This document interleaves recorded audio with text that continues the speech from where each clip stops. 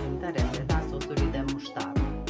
Acest sos de muștar se pretează foarte bine lângă fripturile din carne de porc, carne de vită și pește. Să vedem în continuare de ce ingrediente avem nevoie pentru a prepara acest sos. Prima dată avem nevoie de 50 de grame de unt, de o ceapă tăiată foarte fin sau răzuită. Eu am răzuit-o pe răzătoarea fină, de 2 linguri de muștar, de 125 de ml de supă de pui, de legume sau de vită, ce aveți,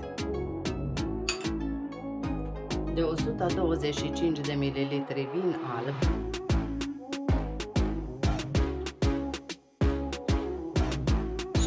de ml de smântână de gătit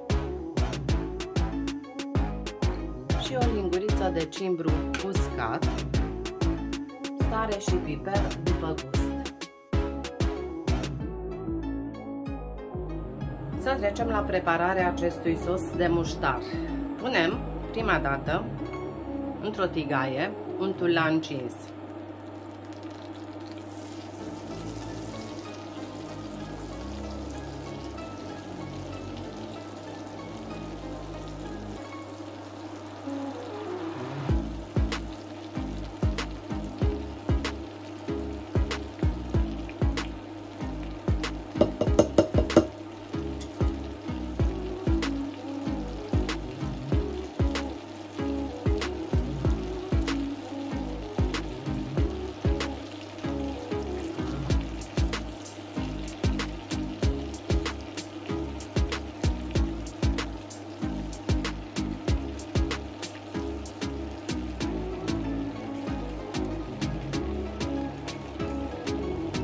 În acest moment, după ce s-a încins, adăugăm ceapa și o vom căli până aceasta se înmoaie.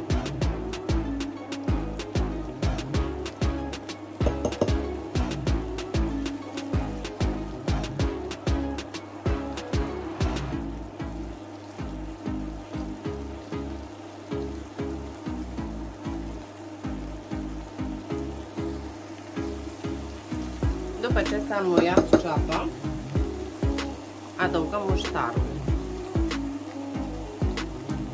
cu care îl vom fierbe timp de 1 minut aproximativ.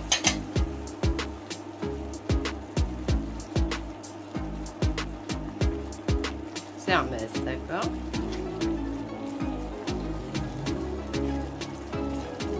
și lăsăm să fiarbă timp de 1 minut această compoziție.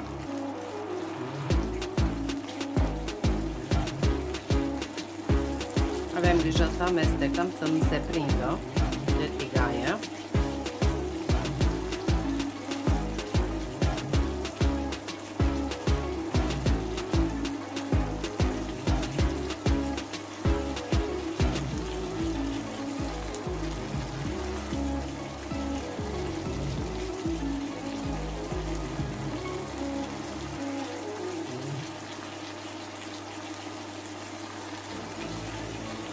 Acum adăugăm supa.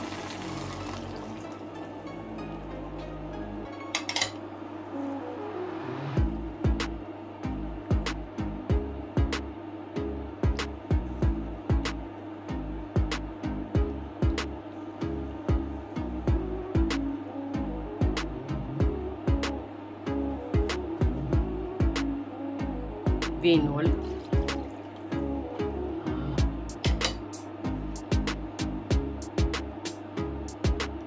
Și lăsăm să ajungă la punctul de fierbere.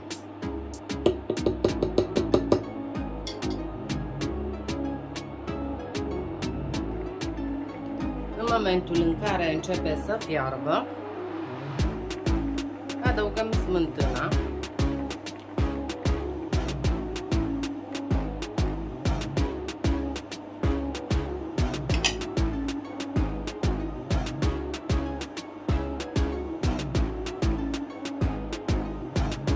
Amestecăm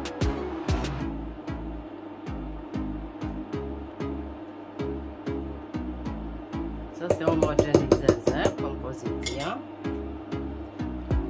și adăugăm o linguriță de cimbru uscat.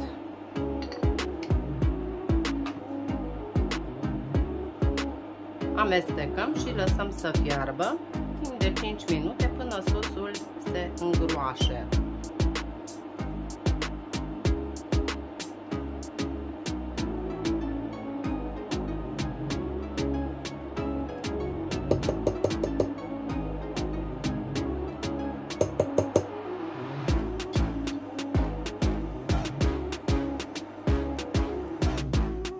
După cele 5 minute de fierbere, observați că sosul s-a îngroșat. Nu trebuie să fie extraordinar de gros, cât să putem să îl folosim, să turnăm peste friptura din farfurie. În acest moment vom condimenta sosul cu sare,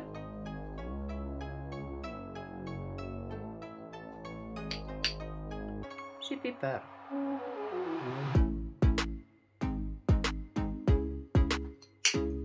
Amestecăm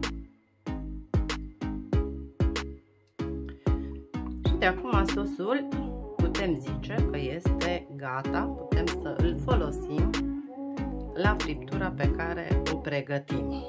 Sosul se ține la cald până în momentul în care se servește friptura.